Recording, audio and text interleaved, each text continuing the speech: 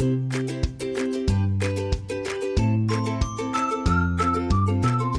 listening to Don't Tell the Easter Bunny, a podcast celebrating the unsung festivities that won't be found on any normal calendar. This show is presented by a mother-son duo who like to keep it safe for work. I'm Bryce, the son. I'm Misty, the mom. And you can reach out to us at Don't Tell the Easter Bunny for Instagram and Facebook, and at Don't Tell the EAS1 for Twitter.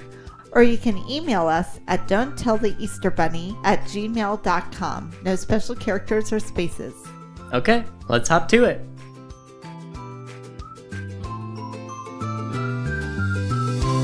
Well, good riddance to Dorian. Yep, say goodbye. Is it actually officially done, or is it still like going up in northern areas? I know I went to Nova Scotia, and there's someone we follow on Instagram that actually was posting where their surge came from. They had a pretty big surge too, so. I feel like considering how slow it was going here in Florida, being up in Nova Scotia, it actually got pretty far. I know, it is amazing. I wonder if it's one of the world's longest ones, or on world record for it. Maybe. I wish it had definitely bypassed the Bahamas, but we are definitely blessed that it did not hit here like it was supposed to. No, especially not Orlando area either. Yeah. We got a little bit of wind, a few branches down, but nothing compared to what we had a couple years ago. So, and definitely nothing what they had compared to in the islands there. So, anyway, because it's finally gone, we're finally back. Yay! With 2 more days, although technically I kind of have a double day. Okay.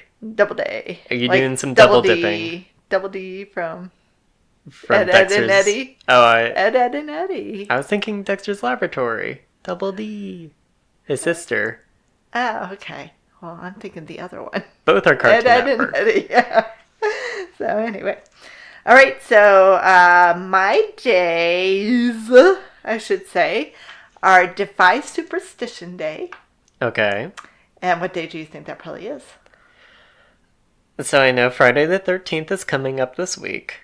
Yes. So it is Friday the 13th, but actually it falls on any 13th. So we'll get into that when I get to my part. But we get a double whammy because it is Friday the 13th this week as well. So really you will be having a duke it out if you are celebrating that day. Yeah. It's like, take your pick because I'm going to talk about both.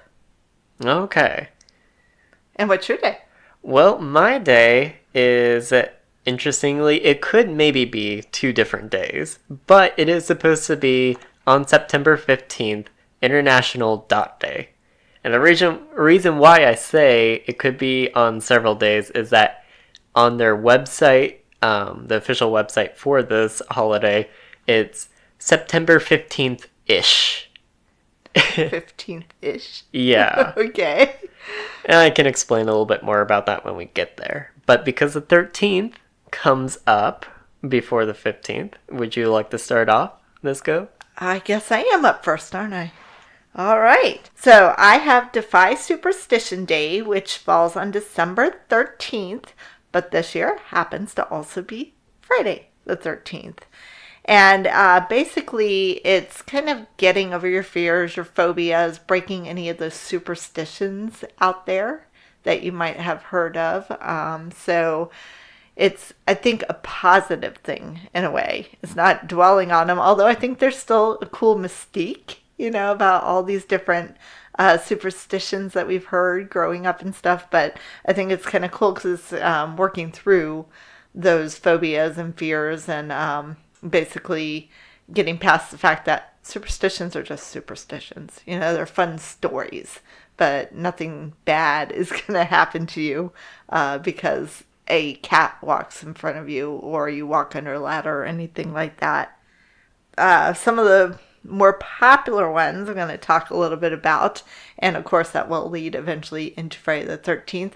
And when I say superstitions, what is the first thing you think of? Well, I also kind of think about the episode when you were talking about mirrors. So obviously cracking a mirror will bring you 7 years of bad luck. Yes, that's definitely on the top list of all the very common superstitions. Don't open an umbrella inside. Yeah. And like you said, the black cat, don't let it walk in front of you, and don't walk under a ladder.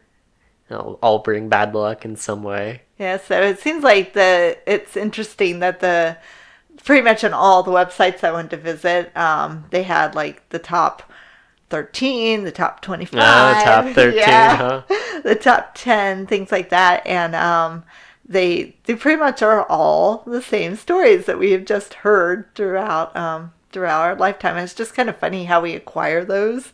And I don't think I ever sat down and said, hey, if you break a mirror, you get 7 years of bad luck or this or that. I might have offhandedly commented when you were growing up, but I never really sat there and said that. So I think it's interesting how like the superstitions and folklore have come across the generations, and it's almost just by, I wouldn't say osmosis, but almost just, kind of being there and someone throwing out a phrase here and there.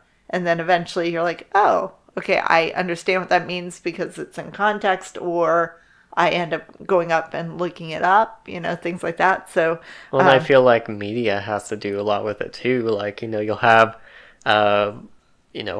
Halloween programs or something, and of course, to make a joke, they'll always have a mirror crack or something because the witch is hideous or whatever. Well, that is true. Once again, though, Bloody Mary and all kind of that. like through osmosis, though, once again, just looking at it and all that folklore that's come through. So, okay, so talking about some of those common superstitions, Women's Day magazine is the one that actually did 13, and you picked up on that one. I said that a few minutes ago. I think that's funny because a lot of others are like the top 25, top 10, or whatever, but no, they want to go with the top 13. So you better break your superstition of hating the number 13 if you're going to read their article. What's the phrase for that again? Trichodecaphobia? Trichodecaphobia, and we'll actually get to that a little bit later. Okay. But yeah, very good. When my Greek come in. There you go. And actually we're going to talk about that too, the Greek. Oh, okay. So hopefully you will be able to provide some commentary there from your Greek. The number, okay, so I'm going to go down their list. And once again, this is from Women's Day magazine. So their number one was the number 13. Mm-hmm. And it's interesting because they kind of talked about just throughout history and that there's a lot of references to 13 in the Bible. So that's where I think a lot of people kind of picked up on not a bad... I mean, I guess it was kind of bad because they really talk about it during like... the Lord's Supper and leading up to crucifixion and stuff like that. But I think that's where it kind of got a mystique or aura, or maybe that hint of this number is tied into something, Unnatural. Yeah. So they did talk about how there were 13 guests at the Last Supper. There were several references to 13 in that. And a lot of people believe, like, if you have 13 letters in your name, very unlucky. Of course, a lot of hotels and apartments don't have a 13th floor. And it's funny, I've been watching the old shows on TV lately, during them on, and they have like I Dream of Jeannie and Bewitched and all those different ones. And there was an episode where in I Dream of Jeannie, Dr. Bellows and his wife and Major Nelson and Anthony Nelson and Jeannie, they're married at the time, and they all decide to go on vacation, and I think Roger Healy goes with them too. And there aren't any rooms, or there's a mix-up with their rooms. So Jeannie decides she's just going to blink a whole new floor. Mm-hmm.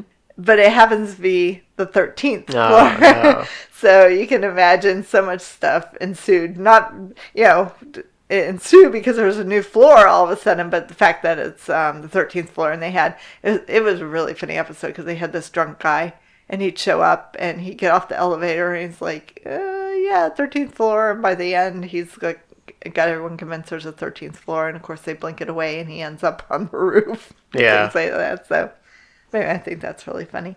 And the funny thing is, though, I don't think that I have been in that many buildings that don't have a 13th floor. See, I don't know, because, I don't think we've been on the 13th floor that many times. Well, I don't think I've personally been on the 13th floor, but like, when you go to push the buttons and Yeah. stuff, there's not a jump from 12 to 14. There's the 13th floor. But do you think you would pay attention to that? I have a few times. I mean, I don't in every elevator that I go in. Of course, down here in Florida, we don't have really tall buildings, so most don't have more than 13 floors. But still looking, when we were in New York and things like that, I occasionally kind of look at that. And I haven't noticed, although I have noticed that they have the concierge floor sometimes where you have to, do your key and then get access to those upper floors. That maybe sometimes they start at like floor 14 and maybe there's on a 13 and you kind of don't notice it because of that break. Maybe.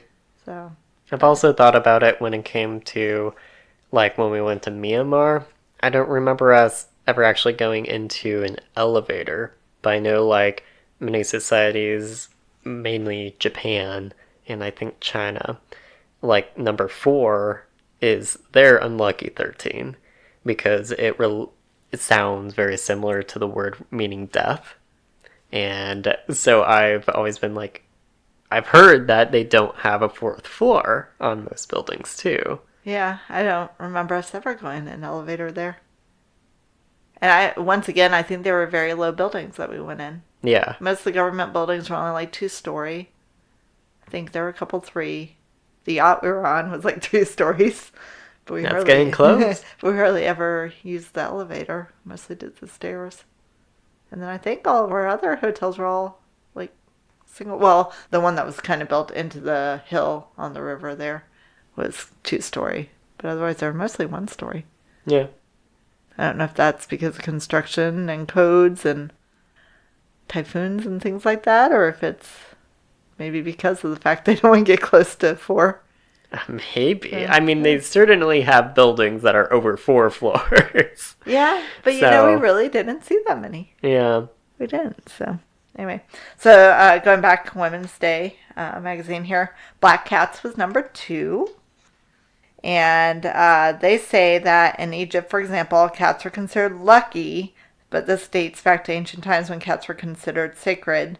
So it's kind of interesting that it would come out of that and lead into, like they said, our modern day fear of black cats started in the Middle Ages when they believed that witches could take the form of a black cat. So it's interesting, once again, that societies have changed. They were so sacred. They look at black cats as being a wonderful thing, and actually to have a black cat's even the best thing. And then all of a sudden, during the medieval times, it totally changed.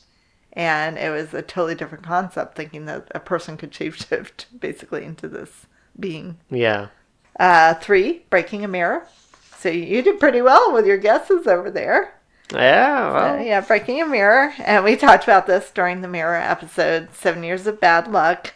And that goes back to quite a few cultures, and once again goes back to the person's soul and regeneration, and 7 kind of being that magical number for regeneration, things like that. So I think you said this one, walking under a ladder. You said it, and then I repeated it. Okay, well, there you go. So basically, I like their first sentence. So quoting exactly here, it makes sense that you shouldn't walk under a ladder for safety's sake. It does. But superstition advises against it for other reasons. So an open ladder forms a triangle. You know me and conspiracies and triangles here. But in this case, the triangle, it's more mystic rather than conspiracy in this case. And that was because it used to represent the symbol of life. And you were tempting fate, basically, if you walked through the life. So that was one of them. See, I have an issue with that, though. Because, like, if you look at a lot of different things, they make triangles. Like, architecturally speaking, if you're talking about, like, a roof, if it has slants on it, that makes a triangle. So aren't you walking, isn't your house itself, like, tempting fate? I think that's pushing it. You aren't really walking through that triangle. It's on the top of your house. But, like, it extends. That's what forms a triangle. It goes down to the horizontal Well, I plane. think that's why probably their statement is triangles were once considered a symbol of life. And then another thought is that the three sides have a reference to religion, that you've got the Trinity, and basically if you break that, then you're inviting bad luck into that space. So once again, it's kind of interesting how these go back to a lot of religions, or maybe not per se what we think is a religion, such as Christianity or something like that, but very hardcore beliefs of societies, which in a way can be their religion, Yeah. So it is, it's kind of, I don't know. To me, it's weird because, like, okay, someone had to, walk up to a ladder and say, hey, I shouldn't walk under it. Let's say, oh, because I'm breaking either the Trinity or I'm, walking through life and tempting fate. And it's kind of weird that someone even came up with that to begin with. Yeah. But I guess when we go into phobias and talking about that a little bit more, phobia is a phobia. So if you come up upon something and it causes you to stop and think, then I guess you could come up with any reason you wouldn't want to do it, and then pass that on through hearsay to other Or people. if you want to go back to conspiracies, it's all about fear-mongering and control. And There you go. They did they flashed these flashcards. Well, I guess it wouldn't have been flashcards back then, but cave drawings or something, and said, bad. Triangles bad. Ladders are triangles. Therefore, they're bad. So is that, if all ladders, or if all triangles are bad, and ladders or triangles are all ladders bad? But see, that's a good question too, because there are many ladders that don't, like, when I think of a ladder forming a triangle, it's going to be one that actually, like, folds out to have the two stands. But there are ladders too that just have, like, the one side. Yeah. And so they just lean up against the wall. So then they just make a 90-degree triangle in that case. Yeah. Yeah. And then they do have those ones that are foldable now, so you can actually, like, fold them and make them like a scaffolding.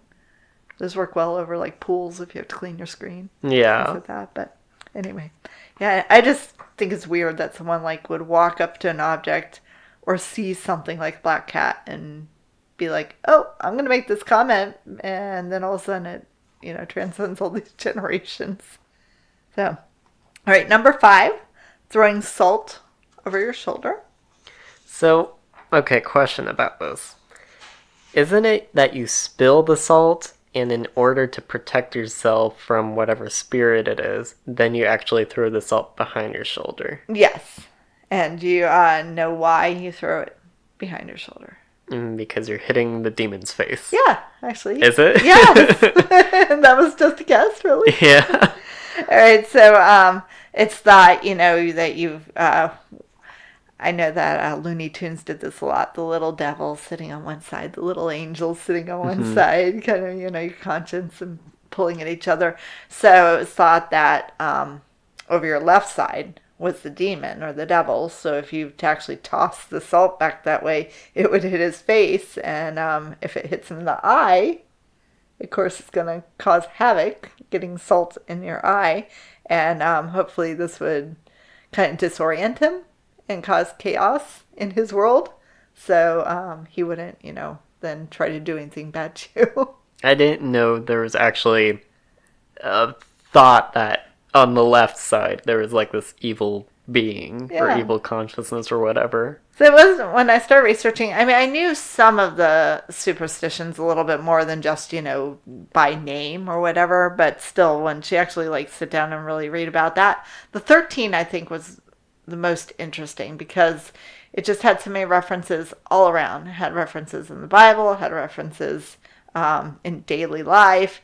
I think that is a very common one that definitely a lot of people, even if they aren't afraid of it, they still bring it up. And every time that a Friday the 13th comes up, people mention it. It's a big deal, and it's just should just be another day on the calendar. But it's interesting, and it really is probably the Friday the 13th that gets more, I think, press.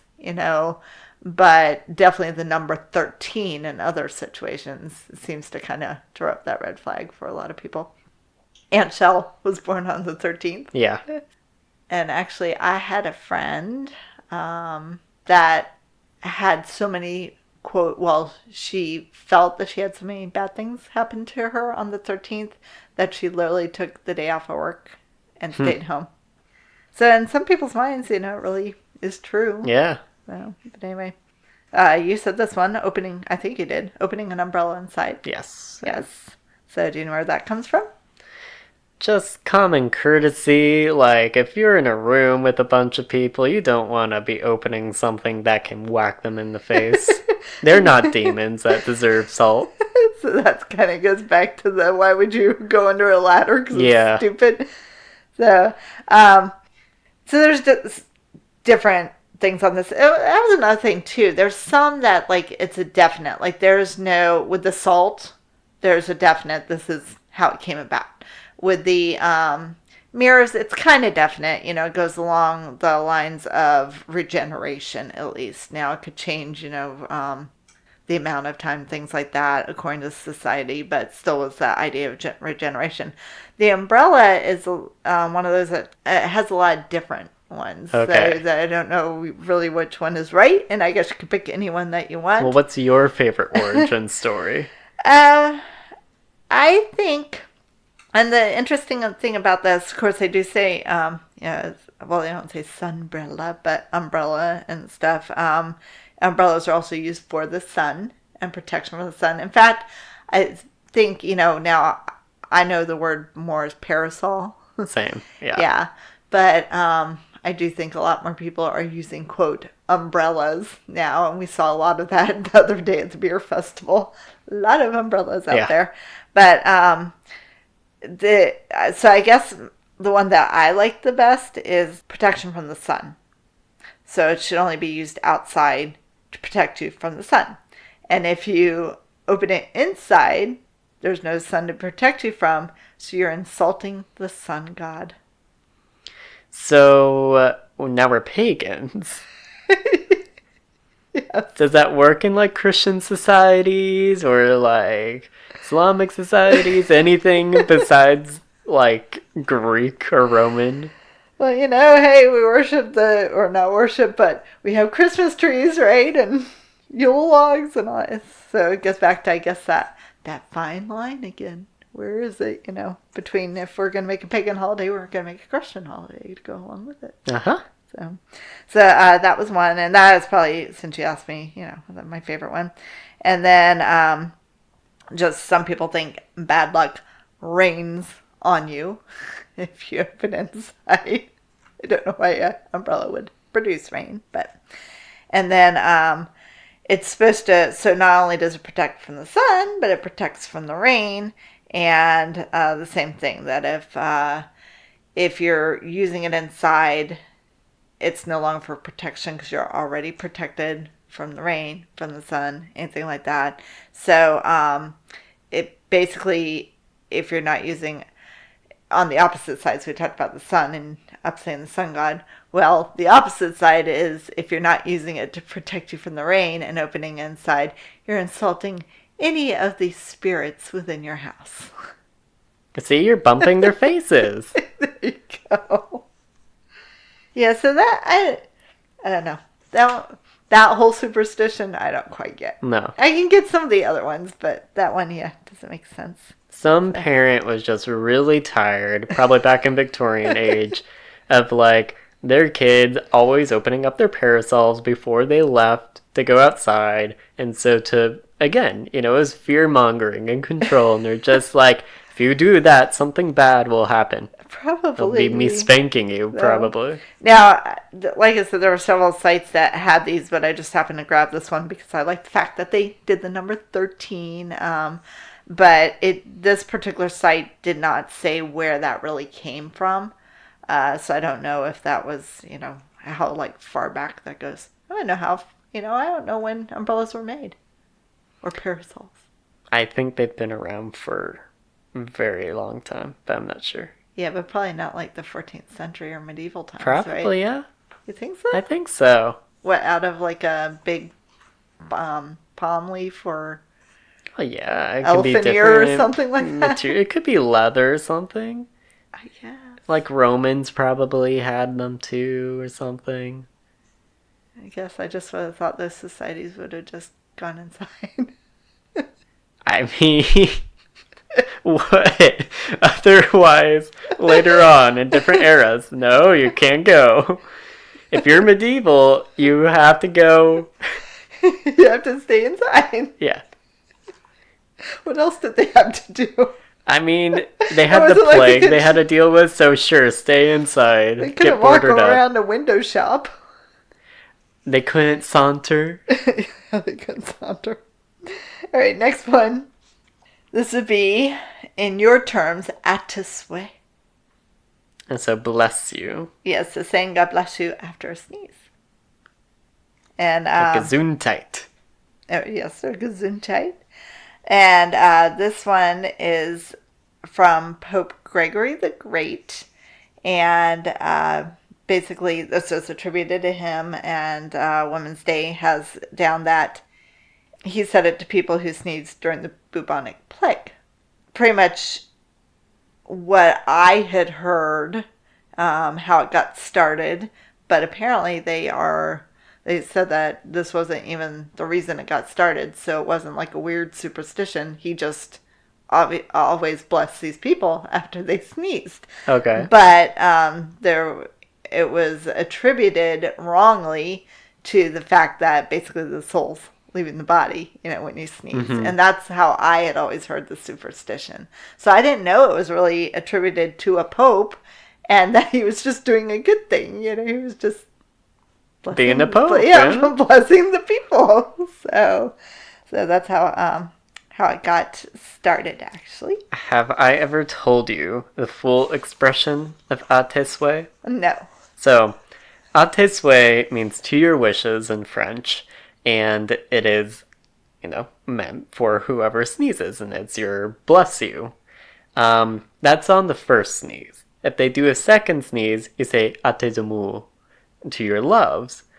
And so, if you actually do a third sneeze, they get really just kind of like, French. They're like over it and really want to make it dramatic.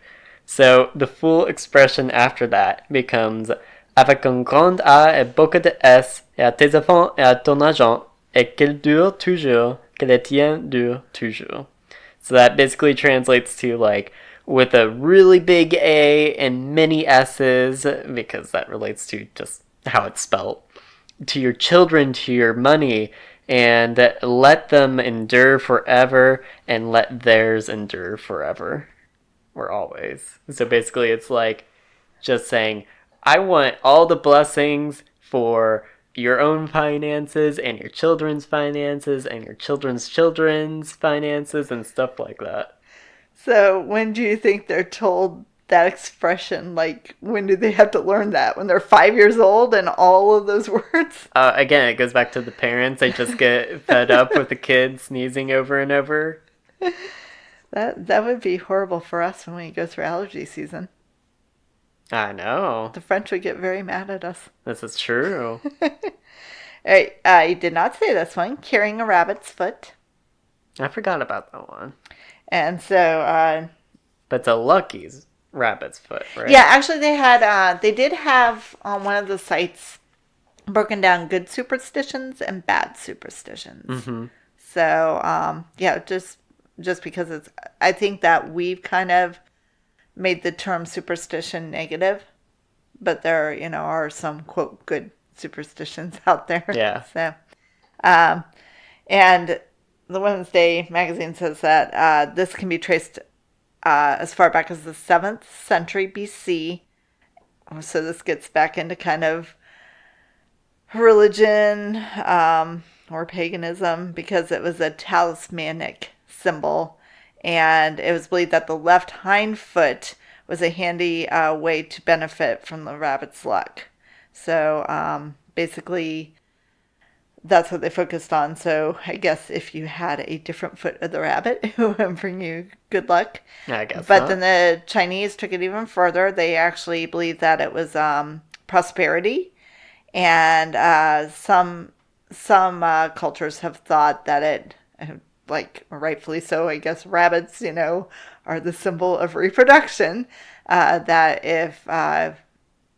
if you carry around rabbit's foot, that will help you get pregnant. So Okay. yeah, so there were some interesting things with rabbit's foot there because I guess I never heard it broken down like that before. I just, you carry rabbit's foot for good luck, and I had never dug deeper into that or why. It's just something that you're told. You carry rabbit's foot for good luck. Knocking on wood. Yes. Yes. So I was told that it was because, here we go again. This is all about like gods, and infuriating them or not. So I had been told that if you knock on wood, it basically, well, two different things. It scares the little trolly things out, or it deafens them so they can't hear of your good fortune, basically. I think you've told me, if you already knew the deafening part, I think you may have told me that one. Yeah, so those are the two that like I've heard it as. But what they said is, okay, so I mean, ultimately it comes back to tempting fate, because you shouldn't say the good stuff that's coming up, keep that to yourself. So I guess kind of like a birthday candle thing, if you say it out loud, it won't happen type thing. In this particular article, they talk about, so it's spirits living in trees. So it's the same idea, but if you knock on it, it was actually calling them for protection. Oh, okay. So still had to deal with spirits in the wood, but not like driving them out or creating chaos for them so they wouldn't hear it. And then crossing your fingers. Yes. And this is another one that's quite a few different theories. And I am going to read this because I do find this fascinating. So the first one that they have is when Christianity was illegal, which we're going to Europe in October, and again, we're going to go see the attic church. And I think that's so interesting that a whole church was built in an attic because Christianity was illegal. It's apparently this church is in Amsterdam, and it was during World War II. Is that right? Or was it before? No, it was before that. Okay. Yeah, it was before that. So, so I just kind of find that interesting, especially when reading this, because it's like, I know Christianity is illegal in several cultures, but, to actually just kind of hear it is such a foreign thing to me because it's everywhere, around us and things like that. But so when Christianity was illegal, crossing fingers was a secret way for Christians to recognize each other. Is it supposed to be like the cross? It didn't really talk about that, and I actually made that's a good guess. What I thought was it looks like the fish, the Pisces fish. I can't remember the name of the fish that they draw. Ichthus. Yes, thank you. But that's what it reminded me of. Well, I could kind of see, like, maybe it would actually be like the he in Greek, which I don't know if that's actually where we get the word Christian from or anything, because it's supposed to be like CH if you translate it. Oh, yeah. So it kind of has that X-looking look to it. Then another one that they said was during the 100 Years' War, an archer would cross his fingers to pray for luck before drawing his bow back. Okay. That one kind of makes sense, I guess, because the shape would already be there. And then the last one that they have is the, which is even older theory, they say, it was a gesture to ward off witches or evil spirits. So I think I see a pattern with superstitions. No witches are allowed. or spirits or gods or anything, or just don't anger them, I think is the thing. Yeah. Yeah. So. Something weird though about crossing fingers too is like it's supposed to be a good thing, right? Like, if you want something to happen, you cross your fingers. But at the same time, if you cross your fingers behind your back, then that's, like, untrustworthy. I think, I mean, it's a good thing and not a good thing. I mean, in my mind, I think of it, I guess, you say cross your fingers or whatever, but it's almost like hoping it will happen rather than it's going to happen, So it's almost like to me, not negative, but it isn't totally positive either because you haven't sealed the deal yet. That's how I feel. Okay. See, but then when, like, you put it behind your back, is it because it's behind the back and, like, that's betrayal and, like, you're double-crossing somebody? Or, like, I don't know, it's weird, because you always say something like, it definitely won't happen, but then I guess, like you said, you hope it will. Yeah, so. And I think that's kind of when you do it behind your back, at least to me. Now, once again, it's not in this article, and I didn't dig deeper into it, but it's almost like that, the birthday candle or the knocking on the wood. If I hide it, they aren't going to see that I'm hoping and wishing for that. So hopefully, I won't anger someone and they'll take it away from me before it happens. Okay, the synapses are connecting. They're firing. Yeah, but that may not be the true meaning of it, but that's how I've always envisioned it. So, yeah, because, it's like fingers crossed, meaning, so, you have job interview coming up, and, so, like, if someone said to you, fingers crossed, it would be very hopeful that you're getting it, but you don't know yet, if you're getting it, but we sure hope that, so it's, to me, it's a wishing thing and a hoping thing, and it's kind of that birthday candle thing, I guess. And it can be a negative, hopeful thing. It could be a negative, yeah. Yes, if you have an enemy and you want to cross your fingers that they're going to trip or something. So, all right, horseshoes. Yeah, they're lucky too. Yeah, so they also talk about different theories there, and I had always heard, he's got to face up because basically it collects the good, and if it faces down, it dumps out the good stuff.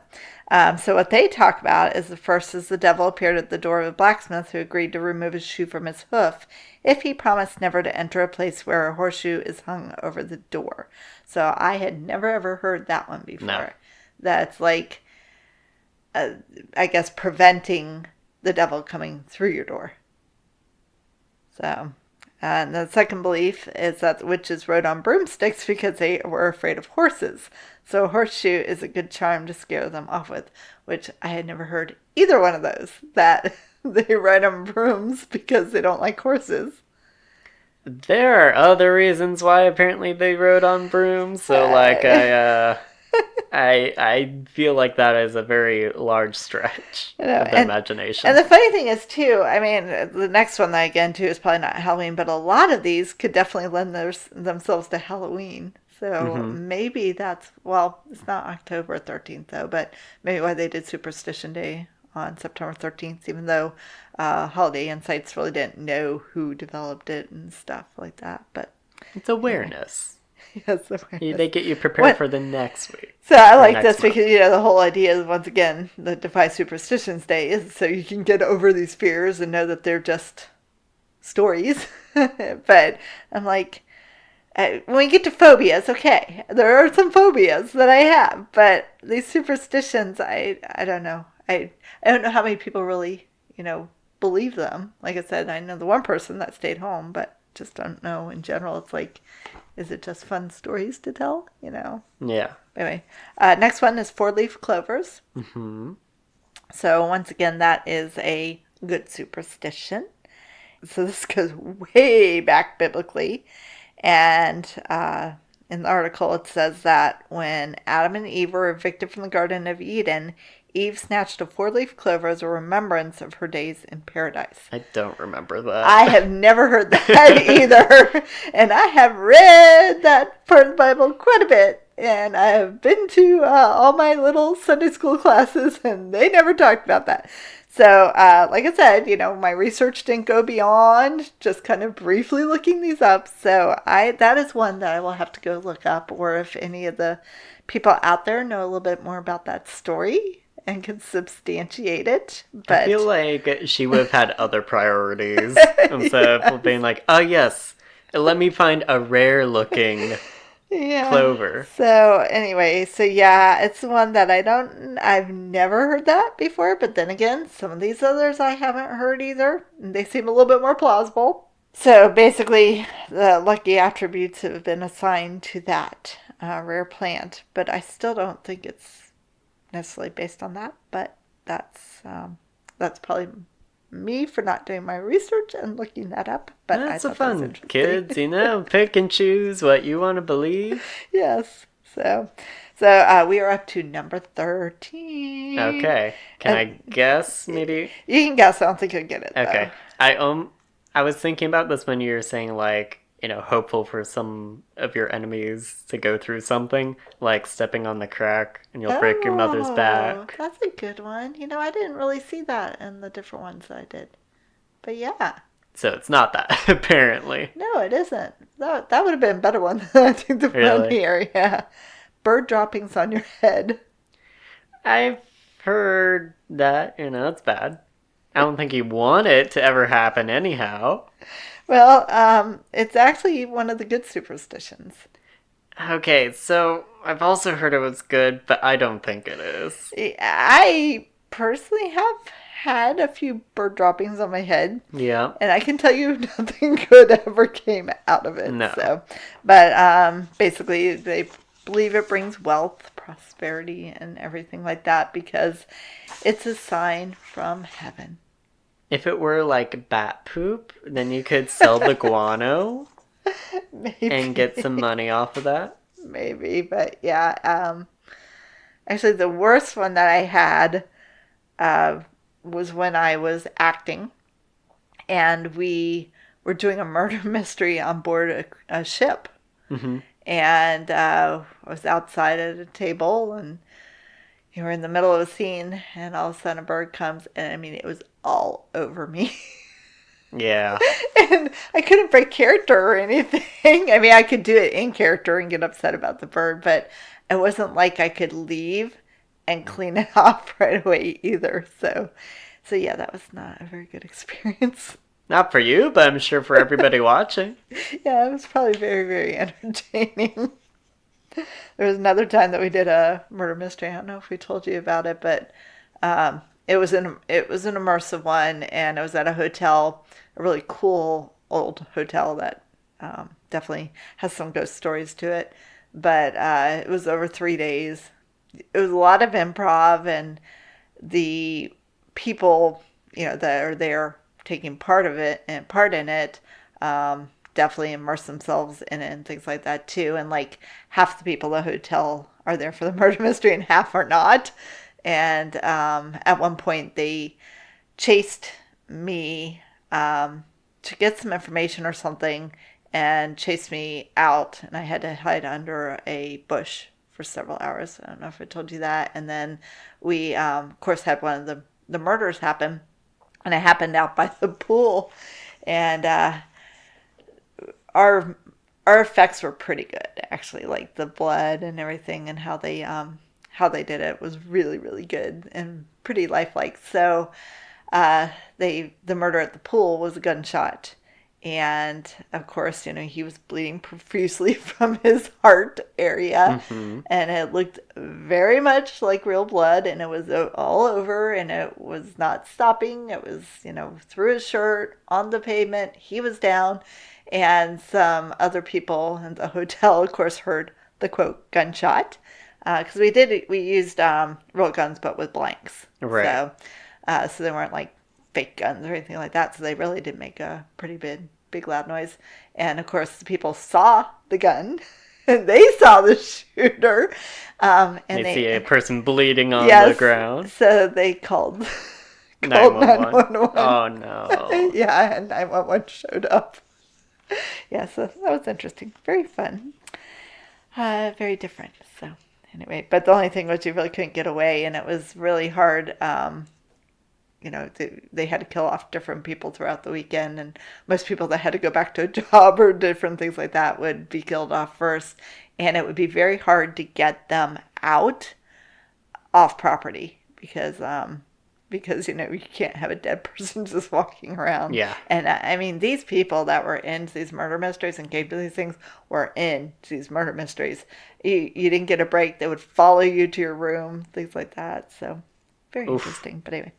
All right. So another thing that we don't think about, I think, is maybe superstitions. I don't know if they're wives' tales or just, I don't know what they would be considered, but they are actually superstitions.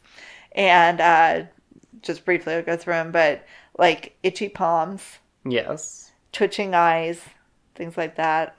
Twitching eyes? Yeah. What does that mean? All right, so the twitching eyes. Had too much coffee? Well, they talk about stress, so I mean, it's like, yeah, there's so many things that could twitch your eye. But anyway, this is from MrCurious.com, and it depends. Once again, this is the one that goes into a lot of different things, but we're familiar with it basically as a muscle spasm. It can happen for a whole lot of different things. It could be tired, it could be something that's irritating your eye, it could be stress. But for what they say, in India, the left eye twitching is considered bad omen, while the twitching of your right eye is considered a good sign. Well, if you have both going on at the same time. Then it probably negates it. Maybe. Just have a very normal average event. Chinese tradition, the superstition is the other way around. Okay. So, Africans believe that the twitching one's lower eyelid is a sign of impending sorrow. Well, if they're going to cry, yeah. And the medical reasons, I don't know why it's not really superstition. They have it listed, but, why we would know it and why it's kind of goofy because it is truly a medical condition. Stress, lack of sleep, eye problems. But basically it's just the muscles around the eyes, contracting, things like that. And so they talk about how it's, how it is kind of stupid as well to think of it's anything other than an actual medical condition type thing. Then, of course, sneezing, we already talked about that. But sneezing, like, if somebody says your name or talking about you, then you sneeze or, like, your ears burn or something, right? No, ears burning is talking about you. Okay. So, yeah. So there's a lot of things like that. Oh, and this one actually talked about, too, I talked about that I had learned it was the soul leaving for a minute or whatever, but I had forgotten about this, that because I had heard this too, that your heart skips a beat when you sneeze, so it was blessing you during that missing heartbeat as well. Okay. So, anyway, so most of those came from MrCurious.com. Well, thank you, Mr. Curious, for that wealth of information. All right, so that brings me to, which I should have probably started 13 to 1, because the first that they had was the Friday the 13th, so this is the double whammy.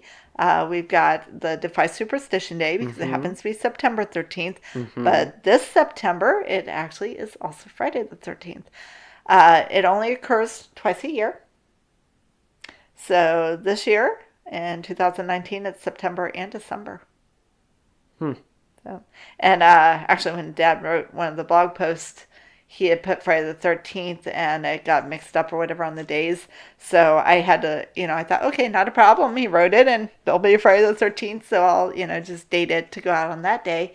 And I had to keep looking and looking and looking and looking for a month that had a Friday the 13th, and it was quite a bit later. So last time it happened was July of last year. Okay. So well over a year to the next Friday the 13th. So Aunt Shell does have occasionally her birthday on Friday the 13th. Yeah. I've never asked her, she had bad things happen, or did she actually have good things happen? Yeah, I mean, if you're born on that day, you might as well get something good out of it. I know. I would think you would get good, because you'd be getting your presents and other things and taking out to dinner and stuff like that. So anyway, so we kind of talked about Friday the 13th already, and so this leads into what you were starting to say. adecaphobia, so the fear of the number 13. Kind of goes back to, in general, it was just tied into bad events. Mm-hmm. Not necessarily the date, but just the number itself. So that's how it just kind of got ingrained in people that it was more a negative thing and just stuck with people. And of course, one of the things that really made it mainstream was the movie. Yes. Which I did not realize was 1980. Yeah. Goodness gracious. I remember, Mama really wouldn't let me watch horror movies. And probably for a good reason, because after she did let me and I was still kind of young, I was like, yeah, probably not a good thing. But we were over at Grandma and Grandpa's house, and we actually had family down from Chicago. I had, my uncle was a teenager at that time, because he was not that many years difference, and most of the cousins that had come down were teenagers at that time. And it was Friday the 13th. Now, it was interesting because back then, cable was not a huge thing yet. Mm-hmm. Not all neighborhoods had it. And if they did, it was more people that could definitely afford it. So, like, whenever I wanted to see, I don't know if it was Disney Channel back then. I don't know. But anyway. Disney Channel showed Friday the 13th. No. I'm just thinking. So it's like all these, fun kids things I would have to watch on Saturday morning cartoons Mm-hmm. and things like that. But when I went over to their house, I could watch it anytime and all. And that was like the cool thing. But they also had HBO back then. Yeah. And it was kind of a new thing. I don't know about Showtime at all. I do remember HBO though. And so anyway, Friday the 13th came on. Although it might not have been HBO. It might have been more like a TNT or something like that because it had been out a little bit of time at this point. Because I would have been, I think I was, I don't know. Well, you know what? I don't think it had been out that long. It probably only been out maybe 2 years. That's still good then on HBO. 3 years, maybe.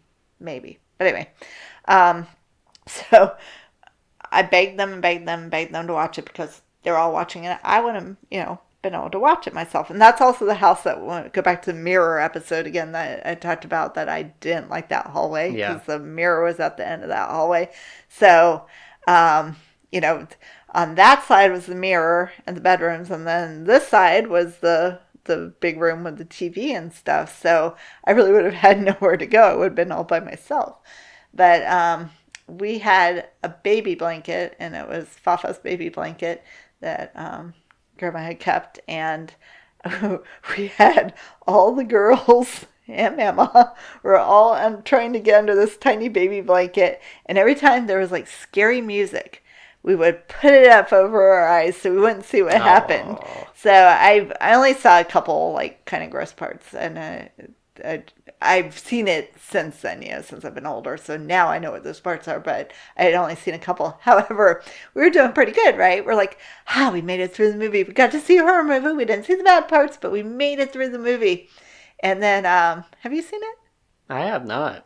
Oh, I'm going to spoil the end for you. I mean, it is an almost 40-year-old film at this point. Okay, can I spoil the end for you? And I'm sorry, anyone else. Spoiler alert. If you have not seen it, I'm going to say the ending here. So turn off your iPods. Ears. Or skip to the next 30 seconds. How about that? Anyway, so here we are, scary music. All right. And it's so stereotypical. So every time I pile the blanket. So then we're getting to the end, and the lone survivor is out on this placid, calm lake.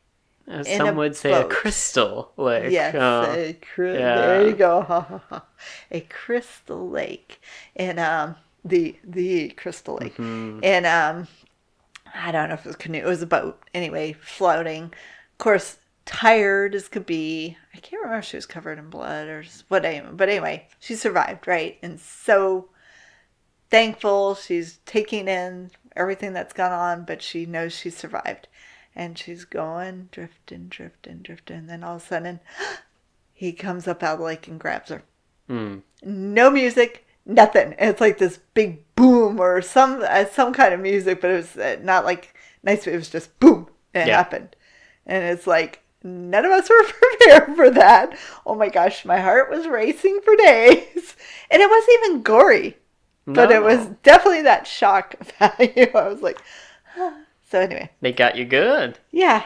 And once again, I was pretty young at that time. But, so anyway.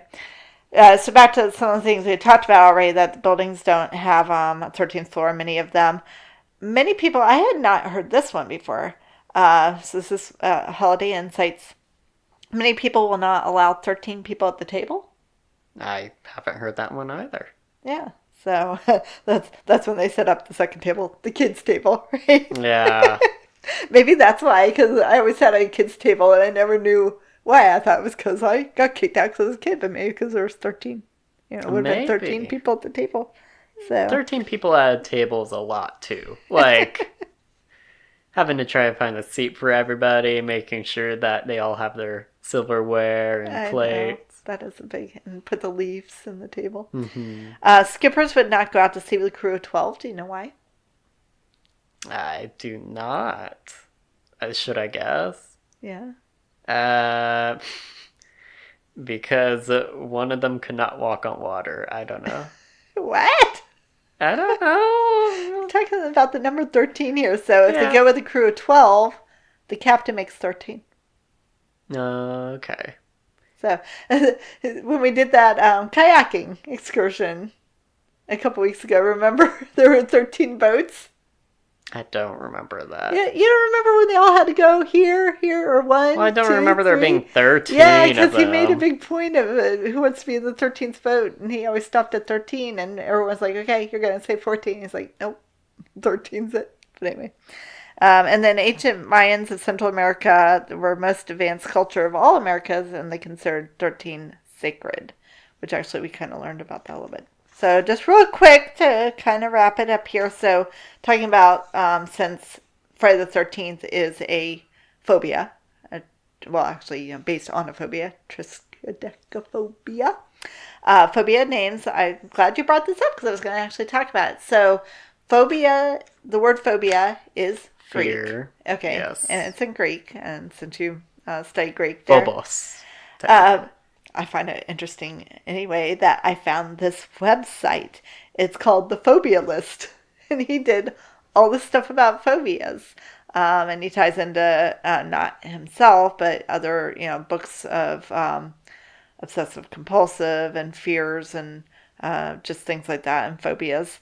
His name is Fred Culbertson. So everything that I'm saying here, and it's just fascinating. I would, if you have time, go look it up because it just he had a lot of breakdowns of not just the phobias themselves, but other things and conditions and causes and ways to help people maybe through and things like that. But it's phobialist.com, and he actually you can support him through PayPal.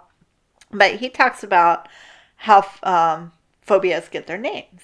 So he talks about the Greek, but so the rule should be, it should be a Greek name, right? But he goes into that there's a melding of, in most cases, Latin and Greek when it comes to the phobias. It makes sense. So now some are just straight Greek, but he did find that the more majority of them are kind of that mix. And then he actually talks about, to give like a modern day example rather than a phobia that would help people understand this, was that a lot of these like meldings have become commonplace. So television is one of them. So you've got your Greek tele, and then the vision part comes from Latin, meaning seeing. So seeing at a distance, so you're the TV set or television. Okay. So like telos is like, and maybe it is a different root. Maybe tele is something different. But telos is like, again, kind of the end game. So you are looking towards the goal of something. So like if you're talking about the telos of a story, you would be talking about how the destiny and the plot of it goes, kind of. So that would be, I mean, he's just shortening it Distance, yeah. distant. Yeah. That it's out there. You have to go to it because it's distant. But, so yeah. He goes into how he's got extensive lists and names of them. And there's pretty much a phobia of anything out Yeah. there. But he talks about that he got them all from a reference book, basically. And, there are some other ones that may be out there, but they're not the true Greek or the meld. So he really hasn't substantiated or researched anything that wasn't validated in a reference book. And he's always looking for new phobias. So he actually suggests multiple times on his website, if you have one, send it to me. So I think that we should actually do that for the Defy, Superstition, and the Friday the 13th, maybe come up with their own phobia that we can get out there. Yeah. Although I guess it would be, maybe the name would be a phobia, but we need to then make a superstition around it. So I will go into what my phobia is, my extreme phobia, which is snakes. Oh, no, well, okay. Snakes would be, but what's my other? Oh, I don't know. That was my top pick. Really? What's another? Bridges. Okay, there's that too. Yes. Okay, yeah. That one's a little bit more irrational, I guess. So anyway, yeah, but yeah, snakes would be two. But that's only because I've been attacked by snakes. I don't know if I really would mind them if I hadn't been attacked by them. But anyway, so my top one would be bridges, closely followed by snakes. That one is, I really have no idea how to pronounce it, but Jepherophobia. Oh, yes. You are scared of Jeffrey. Yes. So that's according to Wikipedia, but almost any reference list, is the anxiety disorder or specific phobia characterized by the fear of bridges. And I like that they put in this sentence because I used to be this way. I am much better now, but as a result, sufferers of I can't even pronounce it, so yeah. maybe I just need to get over my phobia because I can't even pronounce it, right? May avoid routes that will take them over bridges. And I used to do that all the time. And I almost panicked when I got stuck on the Sunshine Skyway Bridge down there. You know, it's kind of going to South Florida, not quite in South Florida, but and it was a toll road on top of that. So I got stuck on a bridge that I didn't want to be on and had to pay for it on top of that. That was like the only time that I kind of started to maybe have a panic attack. Yeah. Because bridges, I've been okay otherwise, but also refrained from being on them. And I think I conquered somewhat that fear when we were in San Francisco and I had to go over the Golden Gate Bridge, not once, but twice, and during that rainstorm. Yeah. So, anyway. Yeah, so that is my fear. And there's also a toll road on the San Francisco Bridge. Yes, there was too. But in that case, we kind of had to be on it. Yeah. It really wasn't a whole... I mean, I could have gone another bridge, but they were about as bad anywhere in that area. I think south wasn't too bad, but going over like to the west and that way was pretty bad too. So anyway, we're kind of out of time because I need to let you get to yours. I had listed some of the different ones down. They actually had a site that talked about Halloween-related phobias, specifically gardening-related phobias, specifically. Ooh. And then you'll see here, I know they can't see it, but I think hear it though. Yeah, I think it's 15 pages here. So this is back to the phobia list one. He has compiled 15 pages and broken it down by, I have two of them, so I have 30 pages here, broken it down by alphabetical, either by the scientific name or alphabetical by the common name. Yeah, or the, what would it be? The fear, yeah. That would probably be. So anyway, there were some definitely interesting ones in there. I mean, like I said, there's something for anything. They have fear of the Pope Yeah, he's pretty scary, you know? And you would think that would be Papal, Papal, but it was Papa, Papa, no L. So is that because of Greek? No, it probably has to do with just like the phonetics. Saying papophobia might be harder than papophobia. I don't I know. don't know. See, to me, papophobia is a little bit easier because you're used to papal as pope. But anyway, and the one that I will leave you on, which is just creepy, 666, which is definitely, I think, it doesn't really matter probably what. Well, I guess if you are into certain cult type religions, it probably is an okay number. But I think most people kind of like look at if their phone number happens to be that, or something comes up, they're like, ooh. But anyway, this one, Yes. I'm going to try this. Hex acosio hex a cont a hexaphobia. That sounds amazing. I never got into above 10 digits in Greek, so. Yeah. So, anyway, yeah, that would be 666, I guess. I really don't know. Or it's definitely a lot of hexes there. Yeah. Which is Gonna put a interesting hex, too, yeah. because if 666 is a lot of maybe that more occult and stuff like that, that the word is hex for six. Probably. That's a weird thing too. Yeah. So we talked about triangles and weird numbers.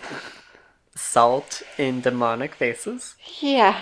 So I think we'll kind of just leave it at that. But maybe for to celebrate Phobia Day, we could come up with a phobia that is not out there, and come up with a superstition around it, and send it to him, and maybe make a legacy of having a superstition that gets passed on for generations. Like, if you guys have any suggestions, you could send it through Twitter, Instagram, anything like that. Yeah. Yeah. And maybe we can get inspired by that. We could be inspired. We won't claim it. It's yours if you suggest Send it on the way. Yeah. Did you know I have a star named after me? Yes. Yeah. So maybe we could come up with something about superstition around that star. I need to see like what the scientific name of it is or whatever. But Mystiastrophobia. we gotta come up with something with that and cats and triangles. Okay. We just combine all the 13 that we read off. Do you think that people like that have a fear of going under the ladder because it's breaking either the Holy Trinity or breaking that life? Have a fear of the triangle like musical instrument? I'm sure there's a fear of like triangles Because somewhere. you would definitely be hitting and breaking that barrier there. You're just shaking it up a bit. Yeah. Well, now that we're all spooked or a little bit weirded out at least, how about we get to something a little bit more uplifting? Although, the good superstitions were uplifting. Yes. They were positive. That is true. This one is really having to do with like looking in yourself to figure out how to get by in life and just really accomplish things. See, it's defying superstitions all over again. Yeah. And actually that kind of does work. Like, so basically this one is having to get over the superstition that you might create yourself that you aren't able to do something. And with some encouragement and just support around you, it actually can boost you to do things that you thought you would never be able to do. Okay.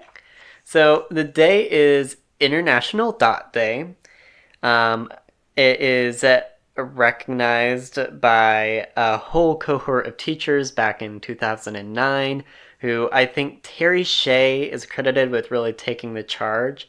And it's after he presented presented this book named The Dot, which is a multi-award winning children's book by Peter H. Reynolds, to his classroom, and they basically figured out from there what they could do with activities, and that eventually expanded to actually developing a handbook for it that you can get for free on the website, and all these hashtags and all these school groups working in collaboration with this holiday.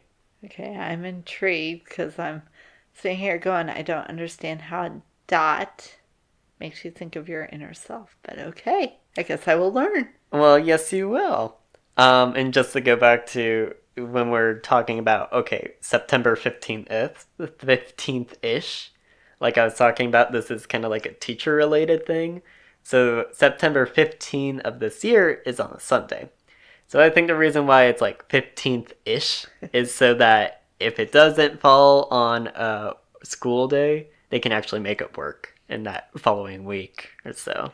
Why don't they just say like some of our other days that it's, always the Monday closest to the 15th or the Friday? Hey, it works in the brand. There's another. So apparently, this book is a part of a trilogy, and one of the other books is called Ish, which Okay. I don't know much about that. I only looked up dot, so we'll just stick I was on going this to say topic. dot, dash, and exclamation. Dot ish and exclamation. The story of Dot describes a young girl named Vashti and how she comes to develop a love of painting thanks to her art teacher. And so basically Vashti, she in the beginning of the book, it's the end of art class, she has a blank page in front of her and the teacher says, "Oh, can I at least see anything on this paper, please?" And Vashti's like, "I can't draw." And so the art teacher says, "Just do one mark."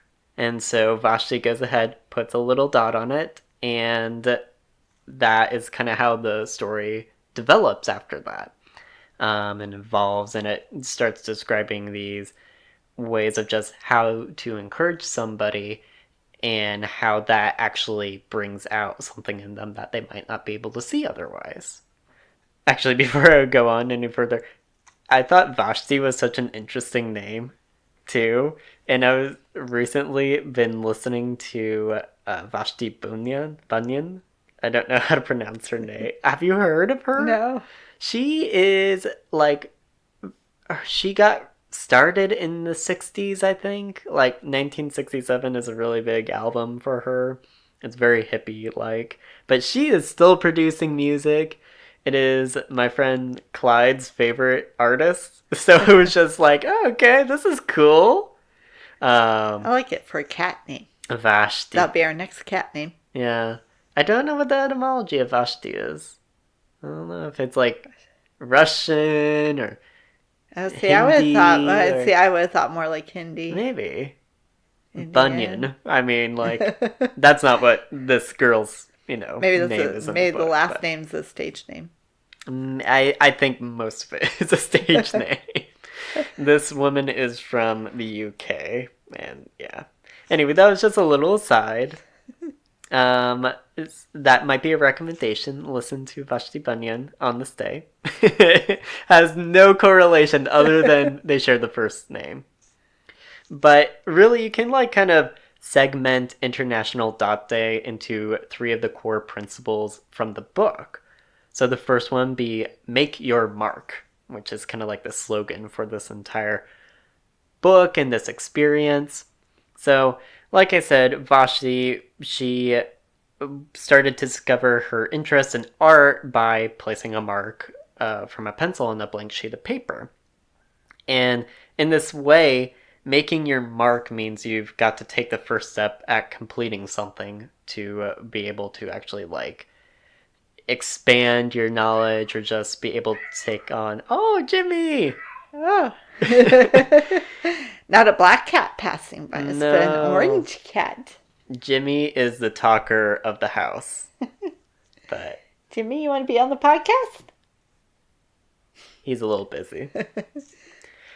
So it is your, first step to completing something, and that can seem daunting. And another important part to go along with making your mark is you also have to own this first step that you take. So Vashti's teacher requests that Vashti sign her artwork before she could be dismissed from class. by having Vashti possess her work, it kind of becomes like an extension of herself and was able to, get outside of her comfort zone and let people actually start to see her own artwork. And so she's not just self-judging herself and what she can produce. And so I think in like the way of, if you are wanting to celebrate this day, making your mark can really mean anything, again, as long as you are taking the first step to really like get beyond something that seems scary. And this can, be for children. It could be like, I don't know, it could be doing a sport that they have always wanted to try, but, they might be scared that the other kids are stronger or something. But if they get to it and they actually do it with full gusto, then I think that could really help them get further in the sport. I was thinking for adults, interviews and applications, since that's what I'm going through. Yeah. It's like you get rejected over and over, but you still got to keep doing that step. And it's daunting, but you got to own it. I have never thought about a signature on artwork or painting that way before. Mm-hmm. So that's an interesting way to look at it. And I think that now when we go to art galleries and different things, I'll look differently at that. It's not that I thought it was like an ego thing, because the person did create it, but to totally do it from that side, that like you're owning it, is a very interesting concept. Well, I think it really becomes important to one of the other features and core principles of this day is really trying to support someone's endeavors when it comes to their workmanship, a project, or something like that. Because within the book, Vashti is surprised when the next day she comes into class and right above the teacher's desk is her artwork framed. And the fact that her teacher displays her simple artwork can kind of like interpret this as a turning point in how she actually thinks about her own abilities. And again, I think it's like you can get so caught up in how others might think about you that it might hinder you from actually expressing yourself. And so just by being able to see that somebody was appreciating it or not interpreting, but, observing her artwork. And then, yeah, she was getting praise like this is something that's worthy. It really pushed her further in the book to create new and different artwork pieces. And I'm not going to spoil the book. It's a very short book, by the way. It's maybe like 3-minute long read. So it is for children. But I think a lot of the principles in it are still very interesting, and you can place it onto like an adult lifestyle. Okay. Well, it really shows that, you need a good support group around you, and anyone that's supportive can just really excel. And we used to teach this when I did the corporate training and the culture, that you don't know what a person's day has been like or their life has been like or whatever, and just one small thing that you can do that may not seem like a big deal to you can be such a big deal to someone else. So, just even if it wasn't the most beautiful dot, realizing that she needed that extra push, that was a great teacher to say, how can I do that? Oh, let's display it. And then, that will give her the confidence she needs. And just one, it kind of goes into pay it forward and stuff. Just one little thing that you do that isn't a big deal can really be a big deal to someone else. And I think it's interesting when I was reading about the story, most of the articles or the website was interpreting the fact that Vashti, she knows that the dot on the painting is a dot that didn't require that much effort. But when her art teacher does display it and gets her thinking about like okay, this could be something that she could get interested in and develop better skills. That's when Vashti's like, oh, I know that's not the best work I could do, and I want to prove myself better. And so I think it is when it comes to a project or something, a lot of people will know that the product they are showing you, maybe it's a work in progress, is not the best, or maybe is something that they have completed, but it's still, like it could be improved upon. I think within us, we kind of know that, and we always want to better ourselves.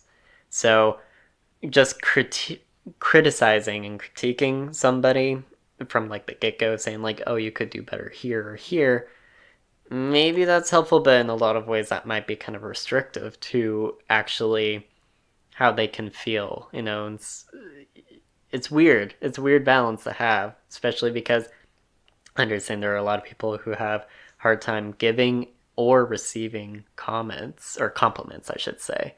So I think overall it's better to, like you said, you don't know what's going on in their head, so give them praise for what they do.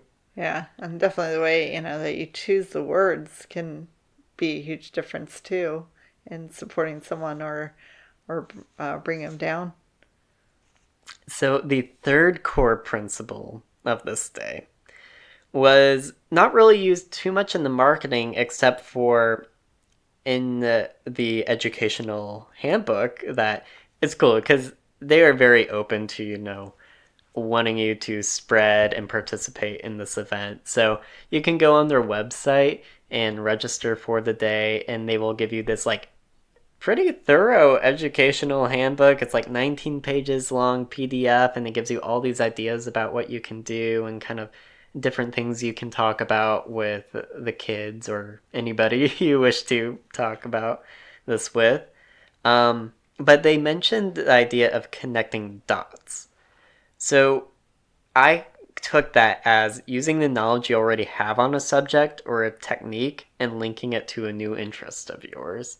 So, like in the book, they were not the book, but in the handbook, they're talking about a teacher being able to apply the same idea of like mathematics with art, and that how somebody who is very good at art might not understand the mathematics, but when you start understanding maybe like the principle of the golden, was it the golden Rule. not the golden rule, but like the Fibonacci sequence or something like that, it actually can start lending new insight into a subject that you don't know as much. And it kind of can do vice versa, where it will actually reinforce something that you already know. Um, so, like, I was thinking that going back to the Greek, many great technicians, in the sense of the Greek word for artisan, were polymaths, another Greek word. I'm just going off and off here on Greek, but that's somebody who is interested and gets an understanding of multiple disciplines. So, and it's just kind of cool to think that, like, great artisans, people who create and get involved with the world, are people who, have a good understanding of human biology, such as Leonardo da Vinci. Or maybe Aristotle's understanding of philosophy informed him of his politics and mathematics and other sciences such as zoology. So, like, if you're in school right now, whether it's elementary, maybe it's college, it may be kind of like hard to understand why you are learning something, but know that whatever you're learning can be used to reinforce something you already like or get you into something that is completely new and kind of like just develops it how you think about the world. I was thinking about this with my like, with it being languages, you learn one language and then you kind of learn the rules of what that is, and you start to learn a second language. It's different, but it is still using kind of the same principles, and it reinforces also the language you already knew prior to that, and it just kind of build out from there. Or even like doing ukulele music, um, it's a different way of performing, versus a piano.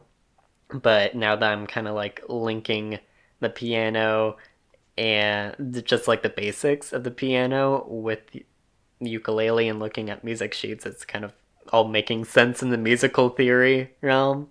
So, I think it's interesting to kind of talk about that too when you are trying out something new. Um, so, going off of activities from the handbook that I thought were pretty interesting, Catherine Hone Conway mentioned bringing a bunch of kids together in a darkened room, draw with flashlights. Their motions are captured on a digital camera to set a slow shutter speed. This combines performance art and drawing to create colorful, bright dots. That's cool. Yeah. It's kind of like what I used to do with sparklers. Exactly. Another one was bring in some plain t-shirts and fabric paint and create your own dot day attire. You could also wear clothing with dots already on them or put dot stickers on clothing. Another example is take 5 colors of bubble mix, tempera paint, a bit of water, and a squirt of dish soap. Give each child their own straw to blow into the mixture until it bubbles just over the top, and don't forget to place paper on top of the bubbles to catch the prints.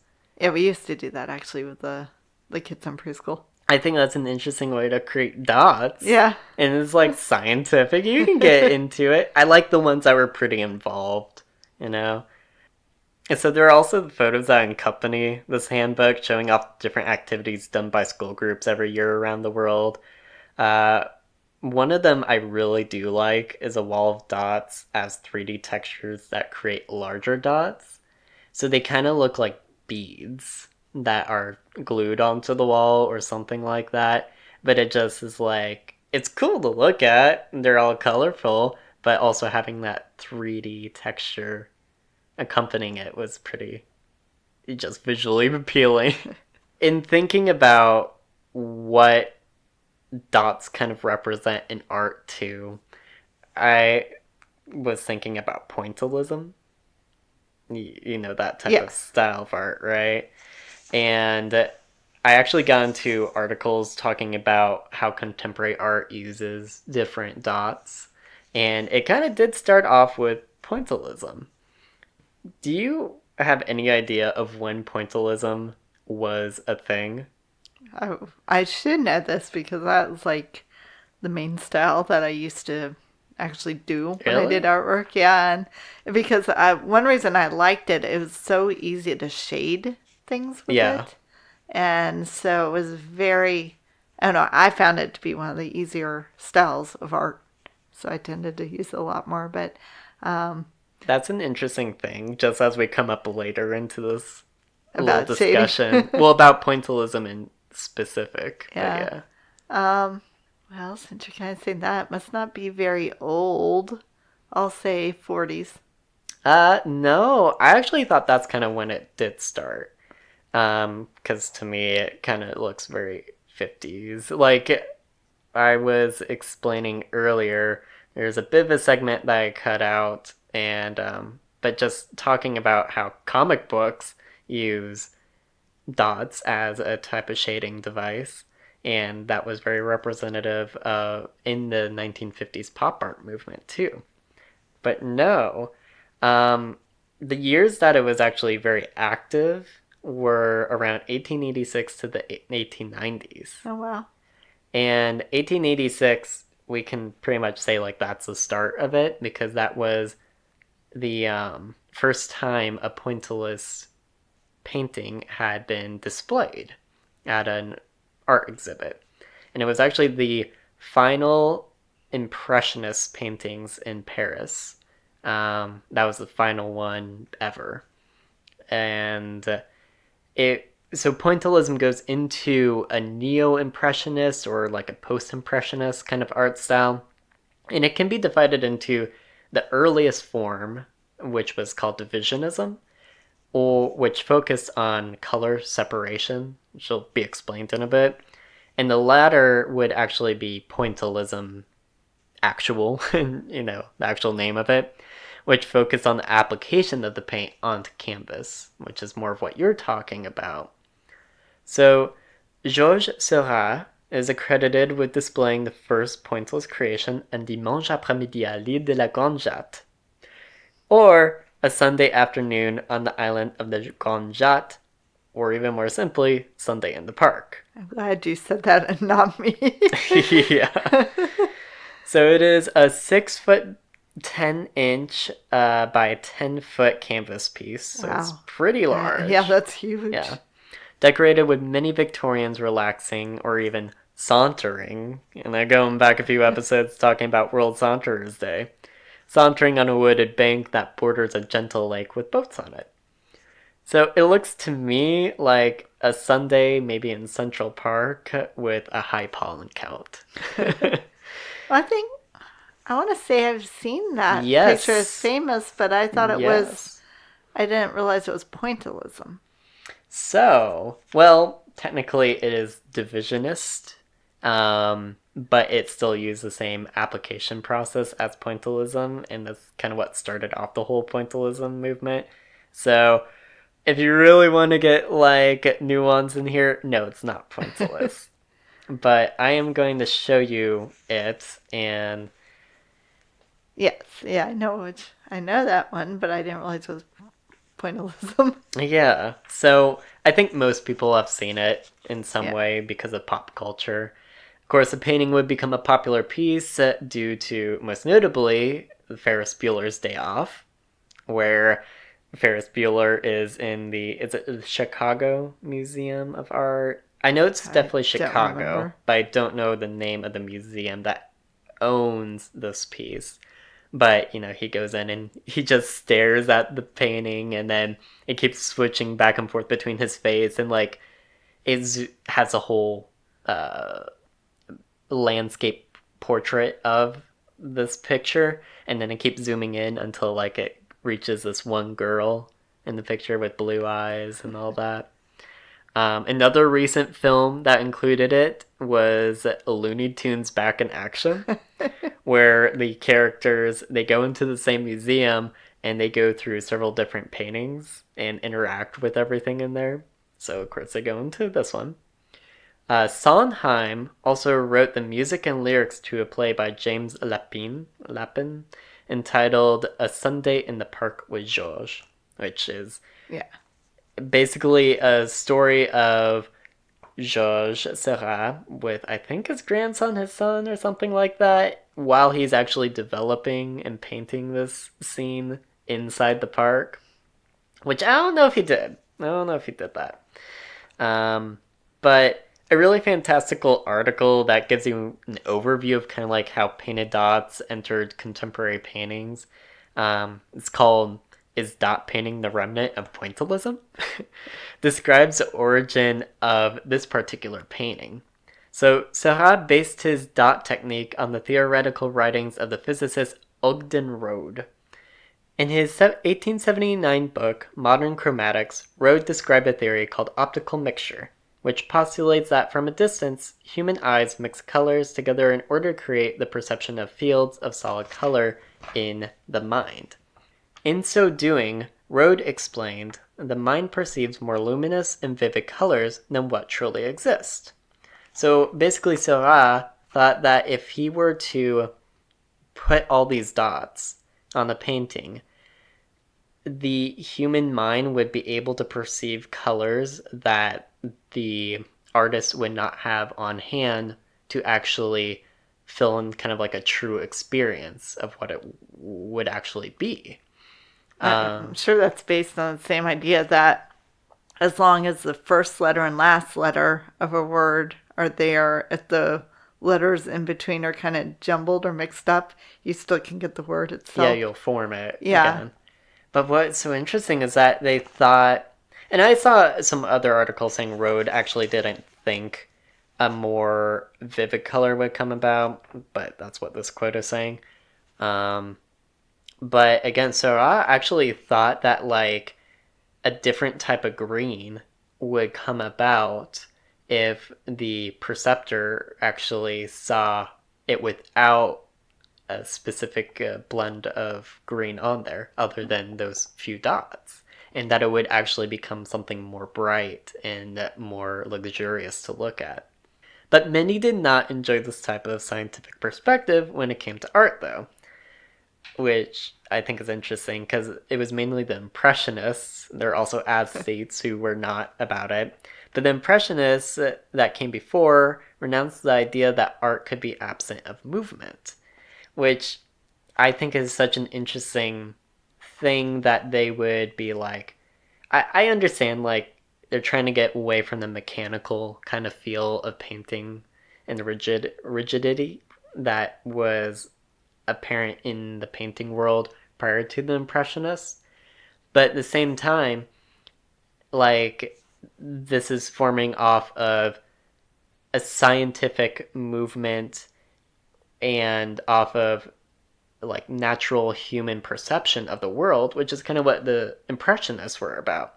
When technology started affecting how they started perceiving the world, the whole origin of the story of Impressionism was like Monet or whoever it was in a train, and because they were going so quickly by different environments, the environments started to blend, and it was just he got the impression of what he was looking outside the window pane, and talking about like photographs and all that, and how that would come to structure how we actually physically perceive the world and all that.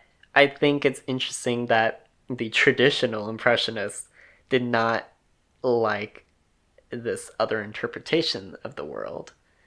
I don't know. It seemed really funny to me.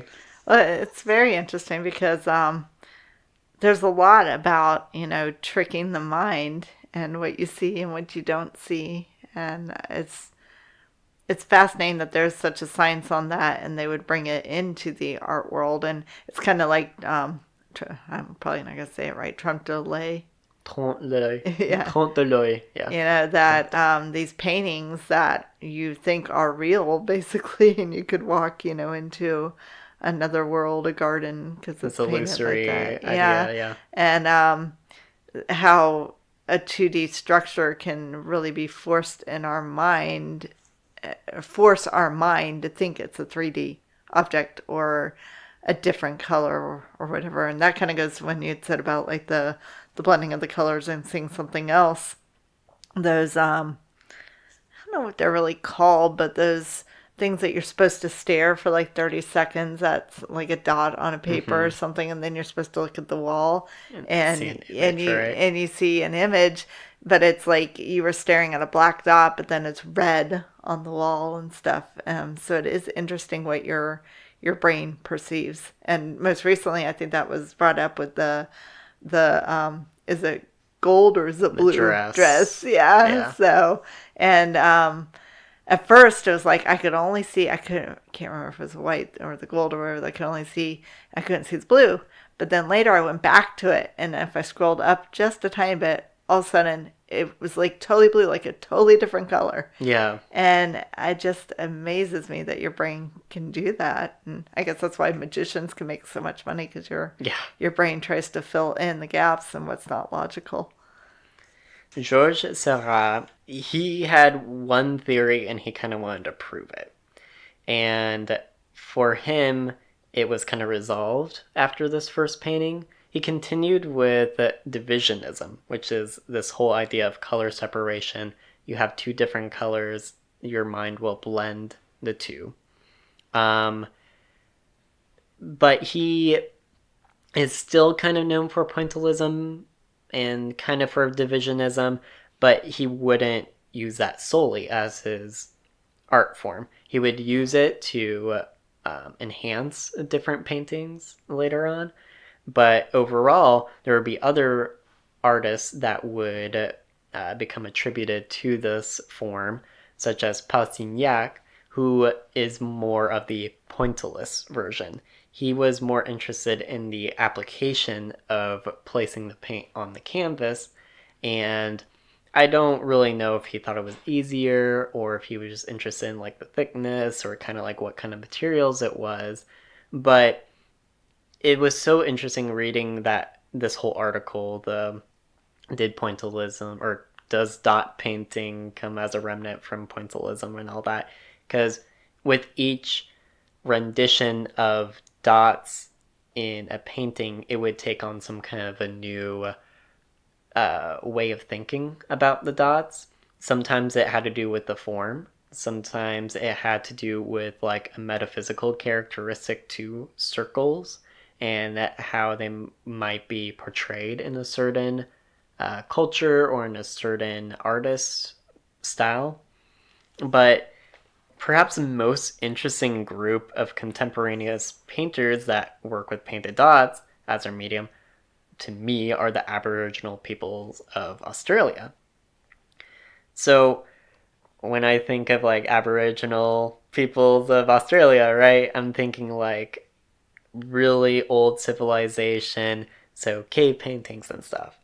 But no, this type of painting is actually pretty modern. It started in 1971 with a group of students who painted a mural on the wall of a school, and would later form into I hope I'm pronouncing this right, the Papunya Tula art movement.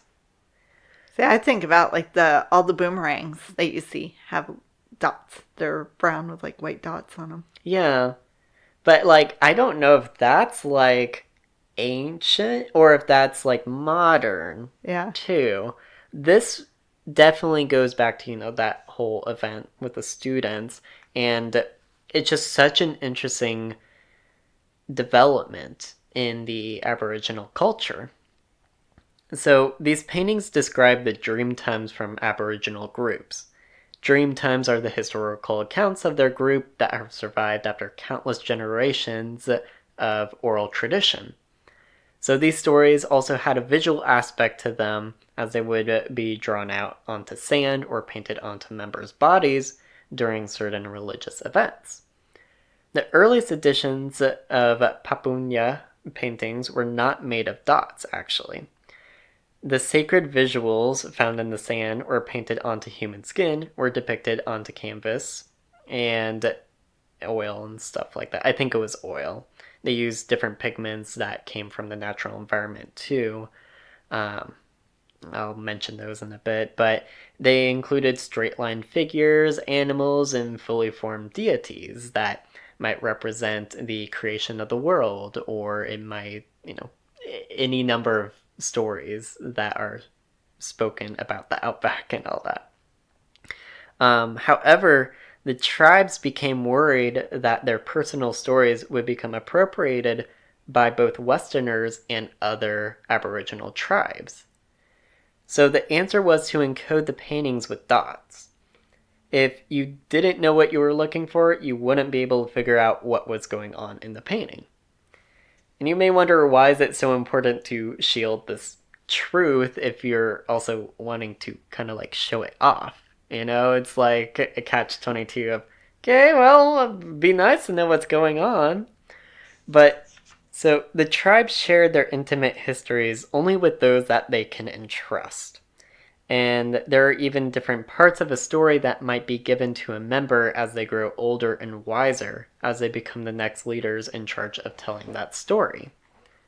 I think that it was an important way to kind of like keep these traditions secretive, because it helped protect them from invaders. Because if you are talking about, like, even nowadays, a lot of the paintings will represent locations that are very important to the group. And if you're talking about protecting natural resources for your community, such as shelter, hunting grounds, and springs with fresh water, you don't want to be giving that up to a stranger who might have something similar, but not exactly like the same structure and the same details and all that. That's something that's like very much patented and concrete to that specific tribe.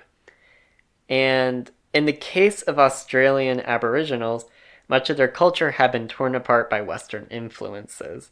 They were moved from their homelands and treated as second-rate citizens. Their languages were suppressed.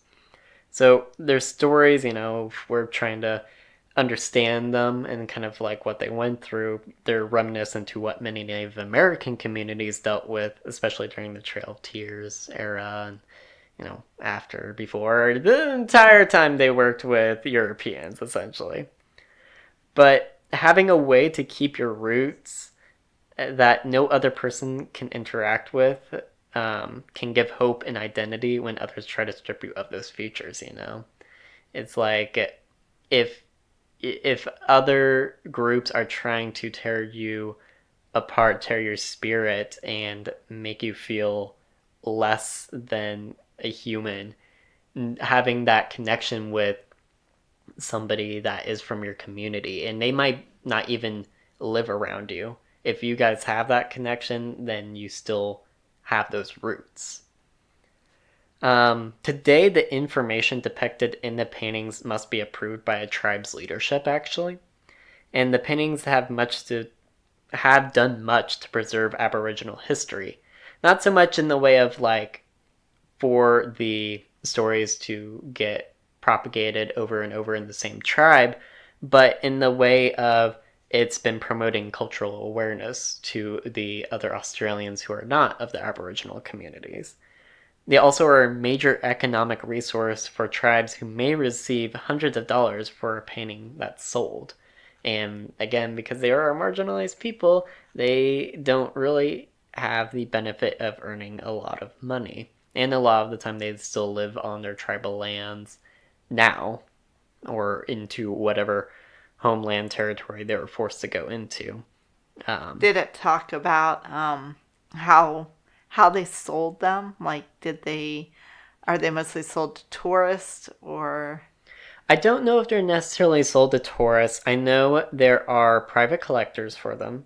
I know there are many museums now dedicated to purchasing these pieces and displaying them for, art gallery goers and all that.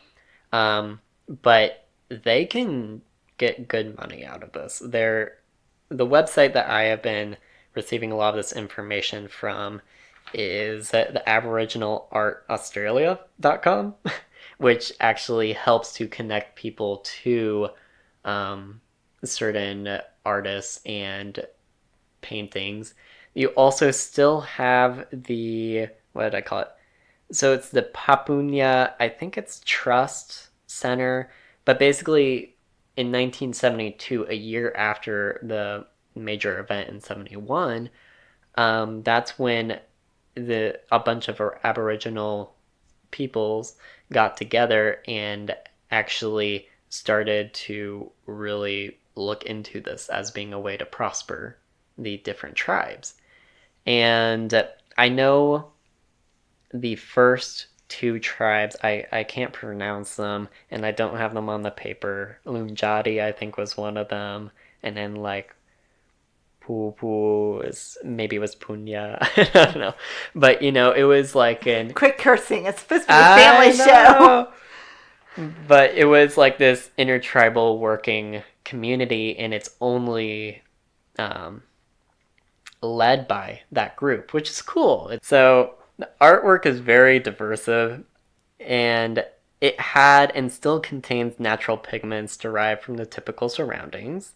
The website, aboriginal.artaustralia.com, reports originally colors were restricted to variations of red, yellow, black, and white, produced from ochre, charcoal, and pipe clay, the natural materials around them. Later, once again, that's kind of what you see on the boomerangs and stuff. Yeah, I think so. I'm actually going to show you some of the paintings because yes, they kind of look like the boomerang art, but like these are intense. They are gorgeous. I would love to have some, honestly. So let me go ahead and just finish up this one quote so I can show you it and kind of like describe maybe what is going on in here. So later acrylic mediums were introduced, allowing for more vivid, colorful paintings. And that the dot technique gives a painting an almost 3D effect and a sense of movement and rhythm. And I really get that in the first photo that I am showing you. I have 2 photos if you want to like swipe this way, but I'm handing the painting over to Mom. It's a bunch of circles that are made up by dots or dashes. See, to me that looks like the boomerang art. Does it? Yeah. Okay. See, to me it looks The first one. Okay. Not necessarily the second one. See, and they are so different. There are ones that have like leaves made of these dots, but they are so vibrant in their browns, and it's so pretty. One of these has like wavy stripes on either side, and there's like a wave down the middle, and they're pinks and yellows and turquoise. The first one that Mom was looking at, again with those circles, they were all like grays and they're browns. more muted, more natural. If I were to like compare the two, I would think of nature and I don't know, calm and. You think that's calm looking? Well, and maybe the colors. No, the colors. Yeah, no, because it's like hyperactive. I can see movement. where you had said about movement because the way that they do all the lines and the blacks and whites always give that appearance of movement. Yeah. One reason they kind of did, I think, with like the Twilight Zone and stuff like that. Where the second one, to me, does not look Australian at all. It makes me think of Hiracha. What are those? Covers. Sombrero. No, not the sombrero. What they would wear with the little throw over little things. capes. I don't know. Yeah, the little cape things. In Mexico and near burros and stuff like that. That's what that reminds me of. So, the first one makes me think more of like I said, the Aboriginal and the boomerang art and things like that, and very calming in nature. And that's bright and festive and. Like Cinco de Mayo. Have you seen the third photo? Oh, no, I didn't know there was a third. Sorry. So this one looks also very natural to me, but like the best way to describe it, so like the first one kind of looks alien to me because it looks like somebody with a round, very spherical head and like several spheres. And one eye. Yeah. Yeah, like a cyclops or something. But in this one, it looks like an amoeba. Yeah, it looks like an amoeba, but it could also look like a flower, but definitely looks like an amoeba. And it's not to say that all these paintings look like these. Like I was saying, there are ones that you can still tell there are figures, and they're not the ones from the early period. These are still ones being made. They just look so abstract. There was this one, you want to hand back the phone. The third one actually looks patchwork. No, I was going to say more African. So to me, the first one looks Australian, the second one looks Mexican, and the third one looks African. I am looking up so some of the time they will still describe what the painting represents. And I don't know if they do that with all of them, but this one relates to a Dreamtime story. Apparently there are like 7 sisters somehow related to the Milky Way galaxy. Yeah. And it's represented in these paintings, so I don't know. It looks so... That looks like a sea dragon.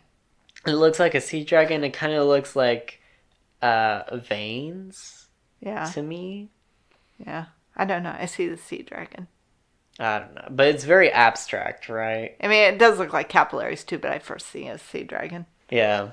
But it's just, I don't know, they look so pretty. Like, look at that one. That's the same representation too. See, that looks like a virus or something. Yeah. Oh, this one's really pretty too. I'm just looking at all these. And this one actually has like, to me, it looks like a woman figure. Maybe they could sell their paintings to the scientific community, the medical. Maybe. Let's see, do I have anything else to say about them? Oh, well, yeah. So I really like the handbook for International Dot Day. I like the suggestions that they make, but I really don't like one of them, and I just gotta give a forewarning. It suggests to decorate pinwheels using the dot painting technique of Australian Indigenous people. Please don't do that. That is literal cultural appropriation. That there's nothing good to come from that. So you can look it up, you can talk about it. You can talk about why it would be bad for anybody outside of the community to do it. But really, like I gave the list of different ways to celebrate the day. And whatever it is, they would really love for you to share your activity with them on social media. #.day, #makeyourmark. But I think it's a really cool book, and all the different activities that come from it. Even there was something about like making baked goods that have dots in them, so like M&M cookies or something like that. But I think it's a cool way to get kids just doing something, and maybe if a lot of the time they do go ahead and have them read the book and go through a conversation, but just like, yeah, I think it has good principles. Well, the funny thing is, when you were saying that you were doing Dot Day, all I could think about was, I'm like, wait a minute, isn't that January? That's Polka Dot Day. So that's like where my mind went. So when you started talking about, it was like all about your inner self and bringing your inner self out and stuff, and having that confidence, I'm going, Polka Dot Day. It still wasn't quite sinking in because I knew you had said Dot Day, not Polka Dot Day, but I'm still thinking dots. Yeah. So. Well, and there was an article that I was reading where they were not exclusively connecting polka dot, the dance, to the whole pointillism movement, and just dots entering into a greater commercial industry. Not polka dot, the dance. Oh, but you're talking about just polka dots. Polka dots, yeah. Well, polka dot day. Apparently, like Minnie Mouse polka dots. Apparently, polka dots, the actual dots, maybe came out of the polka dot dance movement in 1800s because the way people are positioned, they are slightly shifted off, center. So they do have that kind of like crisscross. I don't know what you would call it, but apparently this article was trying to say that maybe the polka dot dance inspired what would become like the dots that were used in the comic book, the Bayard. It's not Bayard. I can't remember what they're called right now. So yeah, that is my information download of International Dot Day. Yeah, that was very interesting because I would not have considered that at all for dots. No. So, and just kind of goes back to even our first episode where we talk about how we're so commercialized and everything has to be so much better than the last time and top it and be so intricate and complicated, where all these other cultures, simplicity is, a lot of times the name of the game. And it's interesting to take just that, make your mark, and it could be as simple as a dot to really excel. Hey, it was an American, I believe, who made this book, so there's that. So, interesting concept. It has been translated into 25 different languages. I know that. Uh-huh. I don't remember how many awards it won, but yeah. So go out, read the book, and I want to be responsible and say go read the book, but they do have it as a source on like YouTube and other places where they do narration for kids. That's how I read it.